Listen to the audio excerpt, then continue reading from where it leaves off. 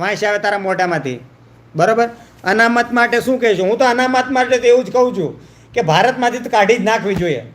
SC ST ઓબીસીને કોઈને ના જોઈએ. જ્યાં જોઈએ ના તમે મેરિટ રાખો, 100%નું આપણે શું કહેવાય પેપર રાખી દો કે ભાઈ આટલો આનો સિલેબસ છે અને આનું પેપર છે, બરાબર. જે પરીક્ષા પાસ કરે એ સિલેક્ટ, પછી એની અંદર લેટરલ પેલી એન્ટ્રી નહીં, કોલેજિયમ સિસ્ટમ નહીં, કે બાપ દાદાની પેઢી નથી ચલાવવાની, કે 10%, 15%, 7% કે 27%, કે કોઈ અનામતની જરૂર જ નહીં. અનામત કેટલી કેટલી જગ્યાએ છે એ પણ હું તમને કહી દઉં.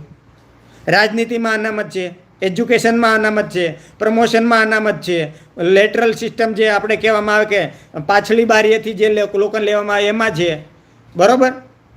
આ બધી જગ્યાએ છે. કોલેજિયમ સિસ્ટમ છે, સુપ્રીમ કોર્ટમાં અનામત છે. શરૂઆત કરો બધી જગ્યાએથી. જજ બને છે તો એ શું છે કે ભાઈ બ્રાહ્મણ છે, બ્રાહ્મણને સિલેક્ટ કરશે, કેમ કે એને આગળની એની પેઢીઓનું પોતાનું જ સારું કરવું છે, એટલા માટે સિલેક્ટ કરે છે, બરાબર.